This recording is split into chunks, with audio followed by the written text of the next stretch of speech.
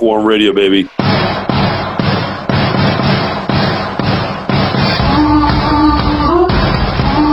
Quorum Radio now on with Chris Peaks. Chris Peaks is a JFK researcher, but he's also a U.S. Army veteran.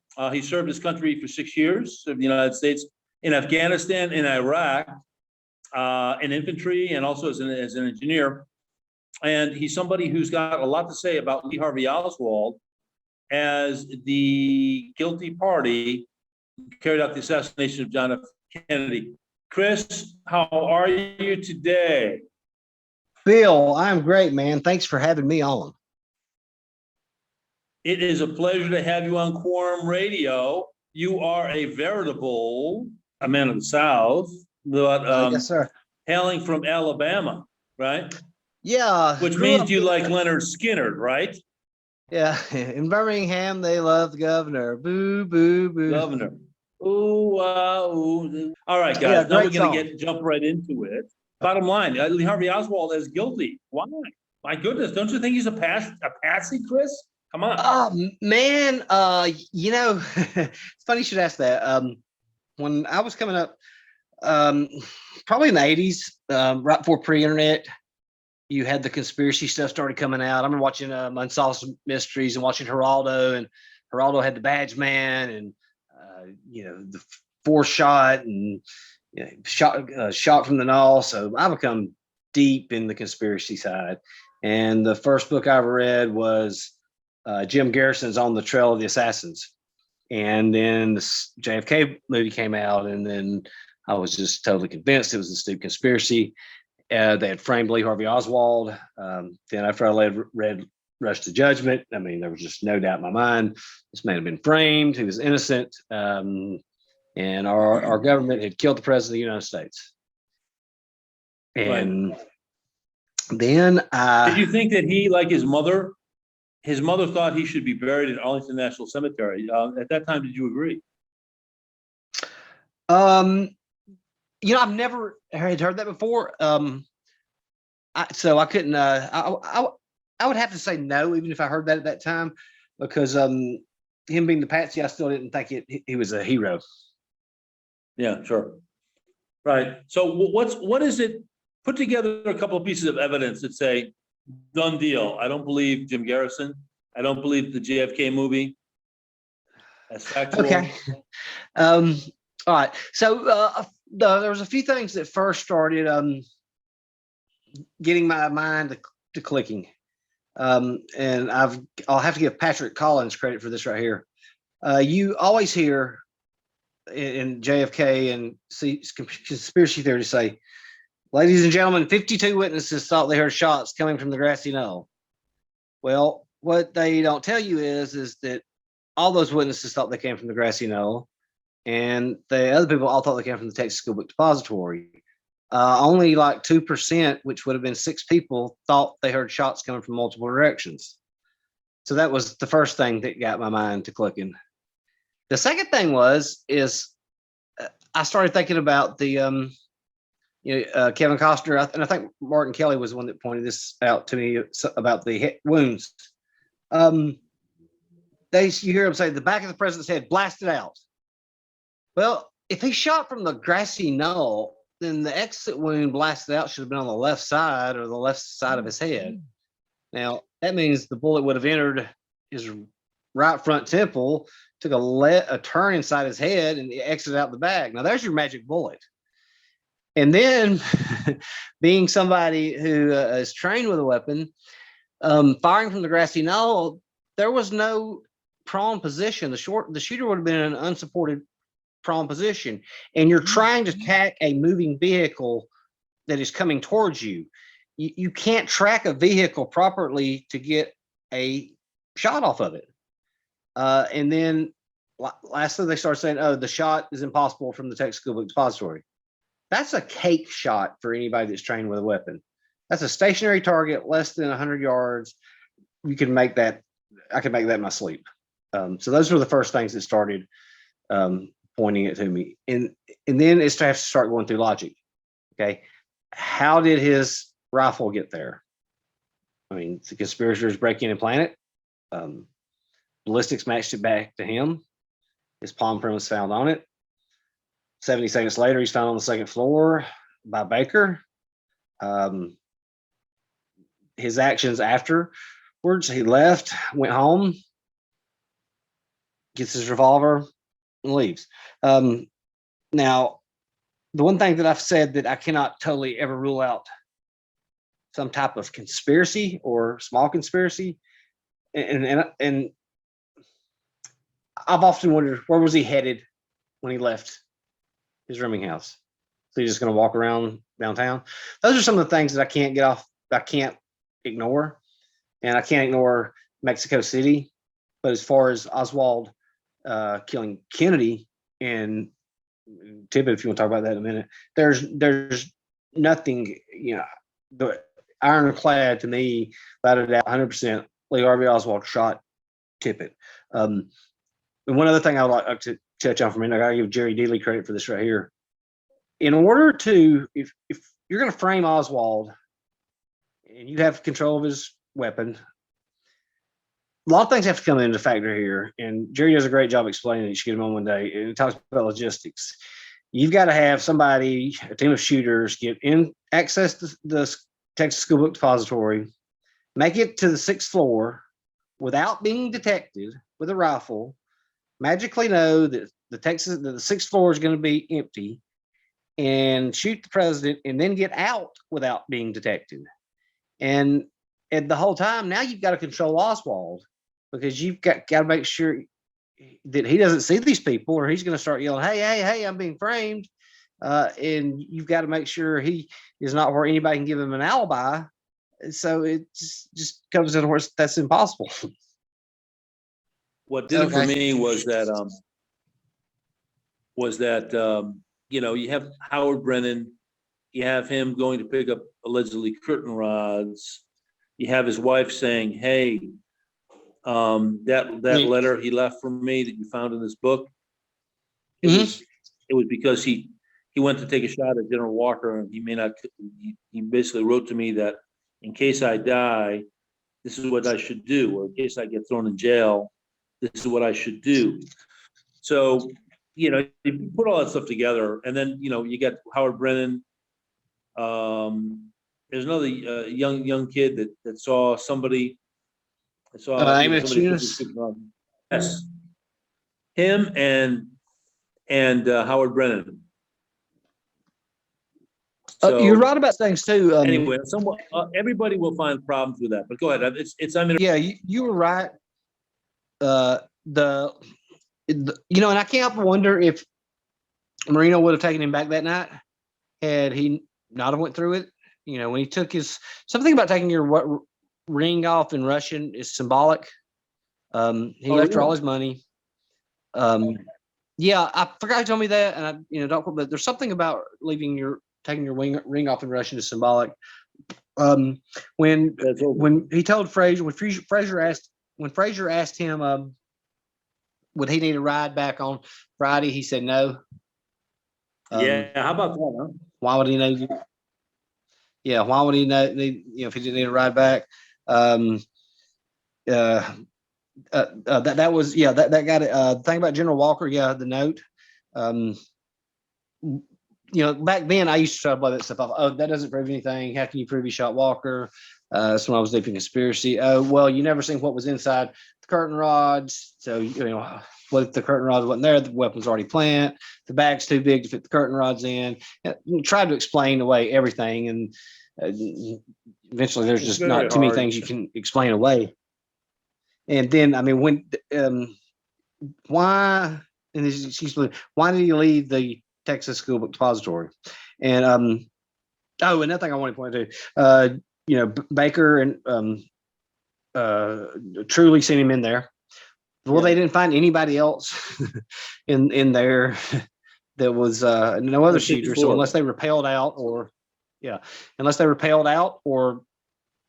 how did they get out of the building? There actually one interesting thing, Chris. They found, I think, some leftover fried chicken and a bottle of Dr. Pepper that it turns out was that was from a co-worker. Bonnie Ray Williams. What's that? Bonnie Ray Williams, yeah. Now, didn't he didn't he actually see Oswald? Like maybe No, 20 minutes before the assassination? No, Bonnie Ray Williams, and again, my memory could fail me. Bonnie Ray Williams never seen him. The last person, to my knowledge, that seen Oswald was, I think, Ronald Gibbons. I want to make sure I got the name right. He had went back upstairs to get his cigarettes at around 11:50, and that's Right. I think he asked Oswald to come down. Oswald said no, leave it open. But to my knowledge, Ronald Gibbons was the last one that seen him, and until Carolyn Arnold came with her story. But I think that's 100. I think that's correct. But don't quote me on that 100%. I'm pretty sure it was Gibbons who came back up for his cigarettes around 11:50. Right. Now, Right, people will right, say, right. "Well, why did So- Bonnie Ray Williams not see him?" Well, he could have been hiding in the back. He didn't have to. It's easy how Bonnie Ray may not have noticed them. Right, right. So sure, but I mean, keep in mind, and then the colored guys, the black guys on floor 5. Yeah, Harold Newman and Harold Norman and Junior Jarman. yeah, I think so. That's their names, yeah. And so they, I mean, they're there. They're ear witnesses par excellence, man. Not only that, but here's the problem that I have, and I'm not even. I guess I'm going CT there. I don't put a lot into the. I think they can tell where the shots come from. I don't really think they could hear the rifle clicking and the shells hitting the floor. If you want my opinion on that. oh, actually, wait. I heard that he did. In fact, Now, there's a video on YouTube of one of the black guys, and he's talking about. He said, "I heard click, click," and then he heard shells dropping because they were doing construction on the floor. Yeah. And he testified. They heard the casings fall, and not only that, but it was a boom. And in fact, it was so strong, Chris. They said that plaster fell in the hair of one of the guys. He had plaster in his hair because of the report. It was so strong. I don't have a doubt in my mind that he heard the shots. But as far as just from my experience with firearms, hearing, him on the 5th floor and him on the 6th, hearing just a bolt go click, click with the thousands of people screaming in Dealey Plaza, I have a hard time believing he actually heard that. I'm not saying that, no way am I trying to say that that doesn't mean Oswald was there trying to exonerate him. I think it could have been embellishment of the story, but I'm just saying, just from my own personal experience in hearing shells hit the ground with those types of noise that was going on, I don't really know if he actually heard that, but there's no doubt in my mind he did hear the shots going above him. Yeah, sure. Because for some reason, I think they mentioned there was construction going on, and maybe it meant that the floor had thinned, and so it was easier to hear something like that. Now that may be true. But anyway, okay, yeah, that I wasn't aware that the floor was being thinned, and that could be very well true, and they heard that. If now that's the case, I didn't know about the floor being thinned out. Yeah, because it was really unusual, and they said it was like loud as hell, and then the pigeons all got startled, apparently. Okay, yeah. Now if that's the case, the floor was thin, and if that's the case, then yeah, I could see where they could hear that. But okay, yeah, I can go along with that. Yeah, it was really, because he was very emphatic about it, and in fact, this was an incredible clip, and he was in front of the school book depository across Elm Street, and he said it emphatically that he heard like a click click of the bolt action. Anyway, and then what else seals the deal for Oswald being the guilty of the assassination? Oh, okay. All right. So obviously his weapon, his palm prints are on it. Ballistics matched it back to his weapon. He was seen in the window. He had the weapon with him. Now, when we get to the Dallas police, Dallas police, when he's first arrested in the theater, he walks back there and he says something to one of the police officers, well, it's all over now, or this is it. draws his weapon, tries to shoot him. Luckily, McDonald got his finger in the webbing, or he might have killed him too. And then he's hollering, I'm not resisting arrest. I'm not resisting arrest. They get him in the police car. And by that time, Tippett was the only one. And he says something about frying for frying from Hugh Fry for murdering a cop, and he says something. Oh yeah, for killing a cop. Yeah, he says, but I hear they fry for that. Yeah, I hear they fry for that. He's in well, it only takes a second to die. And Sean DeGrilla, who's very good, you should get him on. He told me that when they was bringing Oswald in, they offered to let him cover his face, and Oswald said, "I've done nothing to be ashamed of." Oh yeah. This guy was not screaming, I didn't do that, I knew that. And then throughout the interrogations, he lied. He said he was outside with Bill Shelley, and I think he said we went to get for a Coke. So, even if he was outside with Bill Shelley and he sees the president get shot, so he decides he wants to go get a Coke up there. I mean, that's just something. And then so then they bring him in and they start yelling at him, and you hear, "Naturally, if I work in that building." Now, so I didn't shoot anyway. He said, they've taken me in for the fact that I've lived in the Soviet Union. I'm just a patsy. Well, what? Let's think about that. Dude, was he a patsy for? Was he a patsy for murdering the president, or was he patsy because they've taken him in because he lived in the Soviet Union, and therefore they're trying to? I believe that's what he meant with a patsy. But I like something else right there to that for a second.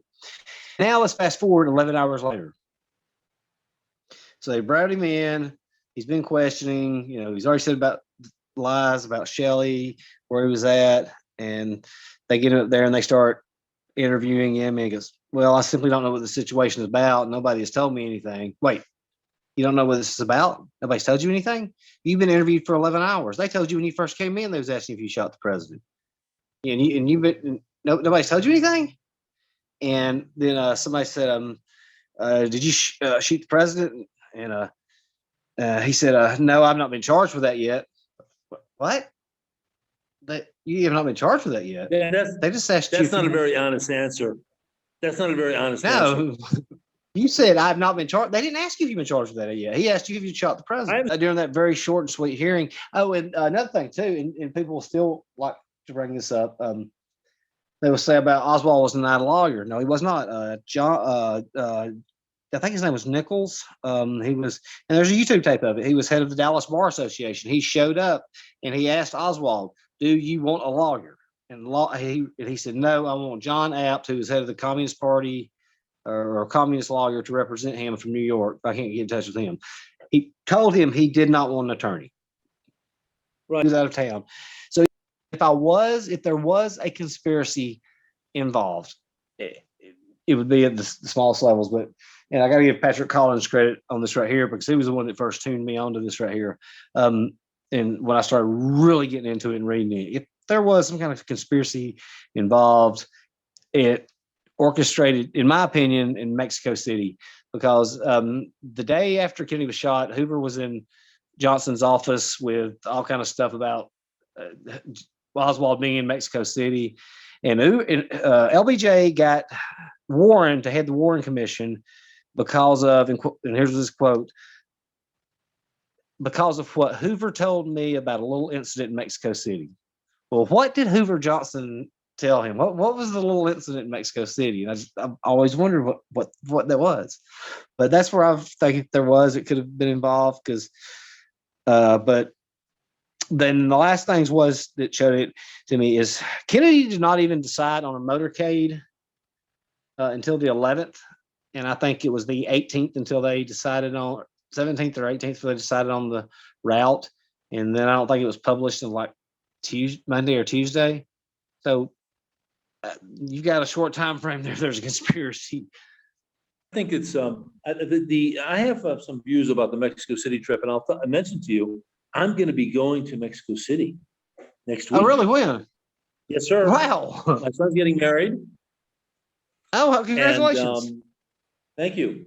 my first child getting married. I could be a grandfather, in a year from now, who knows? Anyway, so on the return leg, I'm gonna have about a 9-hour stay over in Mexico City. I'm like real tempted to go to the El Comercio Hotel del Comercio, to see where Lee Harvey Oswald was. Maybe go over to the Cuban embassy if it's still in that neighborhood. But the thing that's important is that he went to the embassy, the consulate, apparently according to his wife, because he wanted to travel on to Cuba. And he was told by the receptionist, Sylvia de Duran, said to him, look, if you want a visa to go to Cuba, since you were in Russia before, go get a Russian visa and then come back to me, and then we'll grant you the Cuban visa. So he goes over to the Russian embassy, and they said, well, it'll take 4 months. And he said, 4 months, I need it now. And he was furious. And so he really badly wanted to go to Cuba. He talked about it endlessly, obsessively. He said, Fidel needs my help. To his wife, he would say he wanted, in fact, he also, I don't know if you heard this one, Chris, he supposedly wanted to go hijack a plane and have Marina's help in hijacking the plane, holding a pistol. Yes. And I mean, can you believe how harebrained crazy that is? So Oswald supposedly wanted to do that. And he basically really, really wanted to just go to Cuba and live there and kind of like have a tropical version of what he did in Russia with much nicer weather. And that's where I think that was this, that down there in Cuba, and I don't know what's going to happen. I mean, he met with a lot of people that you just don't ordinarily talk to when you go to the consulates. I mean, you look at the Russians and the Cubans, and I think there was some guy that actually was from the Mexican. I'm not going to go there because I might get that wrong, but it's not like normal people that we're all going to talk to. So, I can't rule out that there could have been some Cuban. I say, hey, you take a pot shot at him, we'll get you out of the country, and we'll get you. And that's what I think it's a possibility. I'm not a really. I mean, here's the thing. I read Brian Littell's book. Brian Littell was a CIA analyst for Latin America. Mm-hmm. He knows Cuba inside and out. And he said some very interesting things. And he studied the Oswald case thoroughly. And one of the things he found out from a defector, I mean, a really good defector. This is a defector who gave real stuff. He wasn't like a fake. He was so high level. His name was Florentino Aspiaga. When he defected, when he was in Slovakia, he was so high level that Castro immediately outed all his double agents, and because he knew that he was going to spill the beans on him. And so, and I think he spilled the beans on a number of them. They found out. Long story short, they debriefed him at length. And when he was a young boy, his father was a real dyed-in-the-wool communist. Well, he was somebody who was very trusted. And when the revolution took place, he was just a young kid. He was like 16. But Castro took young kids, like kids 18, 19, 20 years old, and he made them into diplomats, and I mean, really young. And really? He these kids and said, we're going to take big risks. And one of the things he did with Florentino, who defected, was he said, look, I tell you what, you're going to be doing electronic eavesdropping. You're going to be eavesdropping the CIA, planting teams of people, infiltrating into Cuba, blowing up bridges and all that. So he was pretty well trained to catch radio signals. And so he was doing that, like 100% of his time was just checking out, there's one in this province that's coming in right now. Looks like he's about 10, 15 miles out, in a boat or a raft, whatever. Long story short, on November 22nd, 1963, Castro says, look, he gets a call from the headquarters. Immediately go to this other radio hut. So he goes over there and calls us. He goes over there, he calls, and they said, look, stop tracking the CIA infiltrators in the Cuban boats, that are coming ashore to do sabotage. Stop it. Don't do it. Focus on Texas. He had no idea what the hell for. This is on the morning of the 22nd of November 1963. And he had no clue. This is like 9:30 in the morning. He had no clue what the heck the reason was, why. So he did it, and then boom, he finds out Kennedy was assassinated. Now, what Littell says, he's very careful. He says that Castro knew, not necessarily because he gave Oswald money, because he gave him a weapon, nothing, no. He knew because apparently Castro micromanaged, Chris, and he said to them, look, in my opinion, that look, tell the guy no, we won't give him a visa, forget about it. He's got to prove his revolutionary credibility, his street cred with us. And so they refused to give it to him. And so what Littell says is they basically wound him up like a watch and said, you got to prove it. You got to show us you're revolutionary. And that way there's no fingerprints on it. And one other thing, there was a double agent in the FBI, Operation Solo. This guy, Jack Childs, who was I think he was born in Russia, and he was a member of the Communist Party in the United States. He saw Castro after the assassination, like maybe a year or so, and he was told that Castro said, Oswald showed up, he heard that he couldn't get the visa, he was furious, he was just like belligerent, and he said, damn it, for this, I'm gonna have to kill Kennedy. Now, why he said that exactly is subject to speculation. But the Soviets said he had a tantrum, he got furious. For 15 minutes, he was arguing, yelling, screaming. He pulled out a gun, his pistol, at one point and said, I have to carry this gun around because the FBI is bothering me. So this is the thing, this is what the background of the whole thing. And supposedly, there was a party, and this is, God willing, I'm gonna be interviewing Philip Shannon. And Philip said he would do an interview with me. And he's a New York Times bestselling author. And he investigated this whole thing with Mexico. In fact, he interviewed Sylvia Duran, the receptionist at the Cuban embassy, the consulate. And so, real interesting. And supposedly, he was seen at a party where there were Mexicans and also Cuban officials. And so, supposedly they had an affair. He was there just about 5 days. But anyway, that's just a thing. It's the big mystery is what happened in that Cuban consulate and the Russian consulate. Well, I'd like to touch on something for you. The Mexico City thing's always been, Patrick was the one who got me involved in that, studying it. Then after reading, haven't read all of it, some of the Lopez report, and I think if I remember right, Hoover thought it was possible he could have been impersonated.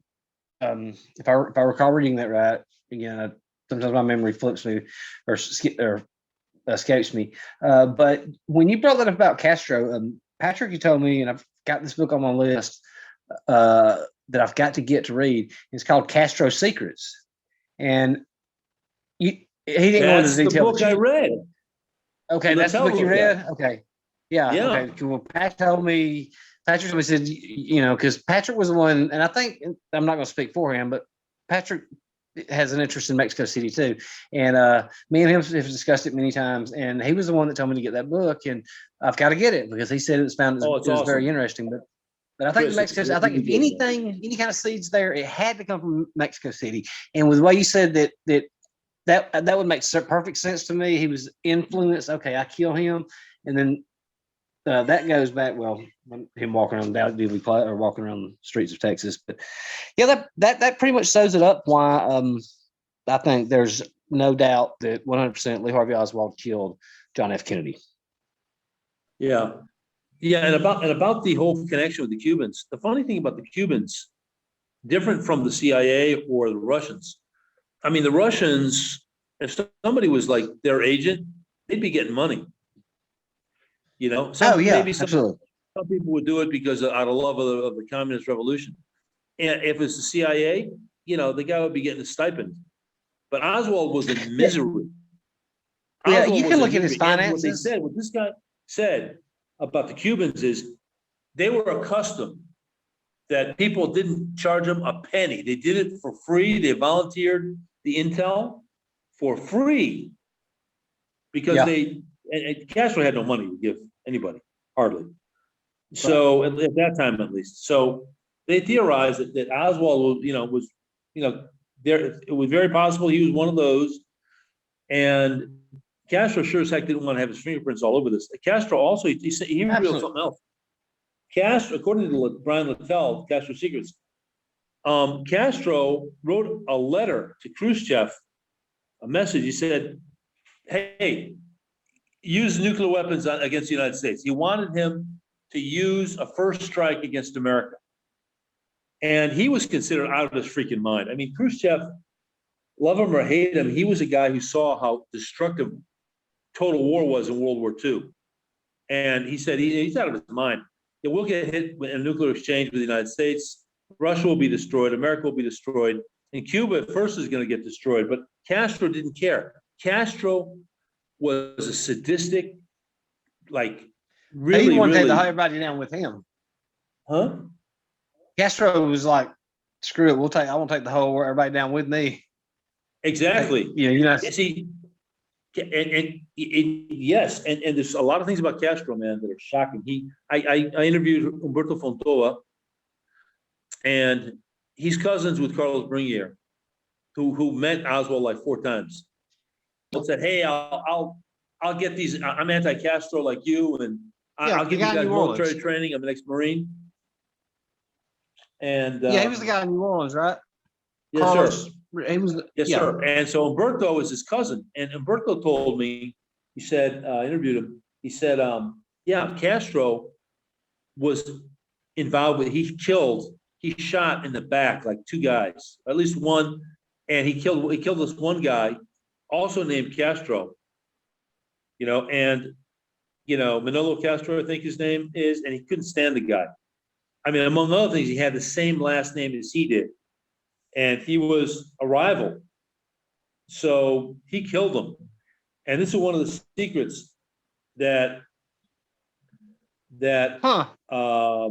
Aspiaga's father whispered to him on a rooftop. He said, hey, I saw Fidel shoot this other guy in the Manolo Castro. And they named a building after him. And then he shot another guy, another university student leader. He didn't die, but the guy got really badly wounded. And he shot him in the back. And then when he was in the mountains, he never really was up front, close at the front. He shot a guy with a high powered rifle scope and a rifle from a distance, And so Castro. So I wonder. Sorry, I mean, interrupt you. I wonder. I mean, if this is all true, and he had the knowledge what's going to happen in Dallas. I wonder if his end game strategy there was to try to provoke a nuclear war between the United States and Russia and destroy the world. It's possible, but Castro was a weird guy, man. He was like weird in the sense of he was like David versus Goliath. Okay, he would always call America the Colossus of the North, and he liked tweaking. It's like the guy that weighs like 125 pounds going up against a guy that's 250, 6'5", built like a brick, like a brick building. And he would go up to him and he'd grab his hat and mess with him, and then he'd be chased, and see, he liked doing that stuff. And so what people think is, the theory is that Castro he liked provoking the United States. Castro got tons of double agents. Tons. I mean, the thing is, the CIA sent all these guys over And Castro knew who they were. And so Castro had, suppose you go over there as a CIA agent. Well, your family's in Cuba. He can detain your mother, your father, or your little brother, or your sister, and he's got you. So he could say, look, you know something? You're going to be my double agent. You're going to be my double. You're going to feed information to the CIA. It's going to be bogus. We're going to give you a little bit of information that's real, but you're going to start to get information on other spies or operations and methods of the CIA. And pretty soon, Fidel had like 30 or 40 double agents, and the CIA was absolutely snookered, man. The CIA got so played. Sad, I didn't know that. Yeah, this is all, you got to get the book. Get Castro's Secrets, Brian Liddell. I am. It's unbelievable, Chris. You'll be there with your jaw at the floor. And really unbelievable. At least I want to get spoil something. it, but I told you plenty. Better by and by the way, for anybody listening, don't waste your time on the Trail of the Assassins or Rush to Judgment. Oh yeah. And by the way, do you know that Mark Lane had a Soviet code name? He was known as Kram, K-R-A-M. Yes. Mark Lane. Yes, I did know that. Yes, I was reading on that on a website the other night about he had the name that. Yeah, I did know that about Mark Lane. And well, listen, Quorum Radio has been on with Chris Peaks. Chris, thanks a million for giving us your take on Lee Harvey Oswald. I invite those who have a different opinion to be on Quorum Radio. Get in touch with me. You can email me at ocasomedia@gmail.com. That's OCASO media@gmail.com. That's O like October, C like cat, A like apple, S like Sam, O like October, Ocaso media@gmail.com.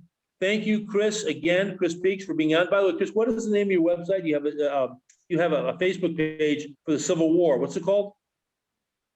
My Civil War page is called the Killer Angels. It is a group that's it's a different group in the aspect that we do not discuss political things like slavery, states' rights. It is strictly a combat forum where we discuss tactics, strategies, battles, and analysis on the actual combat of the war, the military aspect. And I also have a YouTube channel. Of the war between the states, right? The Civil War between War. the states. Yes. Mm-hmm. And then YouTube channel is the C Show hosted by Chris. And those are the two. Awesome. Thank you very much, Chris, again for being Thanks, on Bill. I loved it. Radio.